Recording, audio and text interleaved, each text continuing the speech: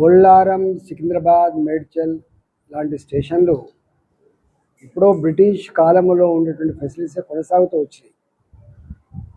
ఎప్పుడు కూడా 5 కోట్లు 10 కోట్లు రిపేర్ల కోసం ఇచ్చి టూత్ పాలిష్ పనులు జరిగినాయి తప్ప పెరుగుతున్న జనాభాకు అనుగుణంగా ఇవాళ మొత్తం ప్రపంచం వేగంగా ముందుకు పోతూ ఉంటే మనం ఇంకా ప్రాచీన పద్ధతిలో ఉండడం మంచిది కాదని నరేంద్ర మోడీ గారు దాదాపు 2,000 కోట్ల రూపాయలతో Nampally railway station, Kacheguda railway station, Secunderabad railway station, అదేవిధంగా మల్కాజిగిరి పార్లమెంటు పరిధిలో ఉండేటువంటి చెర్లపల్లి రైల్వే స్టేషన్ ఇలా అత్యాధునికమైన ఎయిర్పోర్ట్లను తలపించే పద్ధతిలో రైల్వే స్టేషన్ నిర్మాణం కొనసాగుతా ఉంది. ఇవాళ ఈ మేడ్చల్లో కూడా 32 కోట్ల రూపాయలతో అధునాతనమైనటువంటి రైల్వే స్టేషన్ నిర్మాణం జరుగుతూ ఉంది. గౌడల్లి, గుళ్ళపోచంపల్లి, బొల్లారం, అల్వాల్, ఇవాళ అమ్మగూడ ఇలాంటి ఈ ప్రాంతాలలో కూడా ఇలా రైల్వే స్టేషన్లు మోడర్నైజేషన్ కావచ్చు.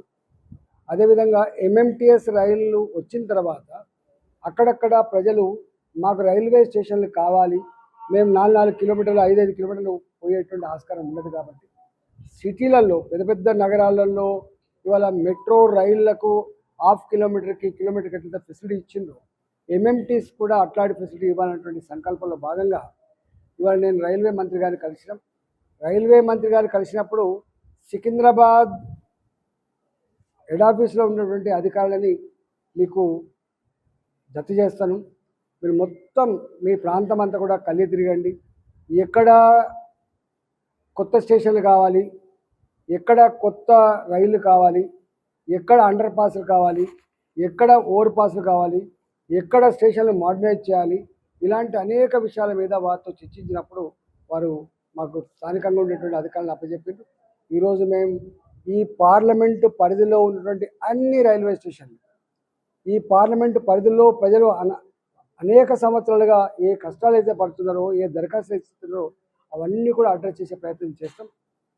ఈ తదుపరి డీజీఎం గారితో మీటింగ్ ఏర్పాటు చేస్తాం. ఈ ప్రపోజల్ని కూడా ఢిల్లీకి తీసుకుపోయి అతి త్వరలోనే ఇవి పూర్తి చేసే ప్రయత్నం చేస్తాం. రాష్ట్ర ప్రభుత్వంతో సంపూర్ణంగా కోఆర్డినేట్ చేసుకుంటూ రాష్ట్ర ప్రభుత్వ పరంగా ఏ అడ్రస్ అయితే ఉన్నాయో అడ్రస్ అన్ని కూడా ఎప్పటికప్పుడు ఇరు రాష్ట్ర ప్రభుత్వం కేంద్ర ప్రభుత్వ అధికారులతో సంప్రదింపులు జరుపుకుంటూ ఇవి ముందుకు తీసుకుపోయే ప్రయత్నం చేయబోతా ఉన్నాం.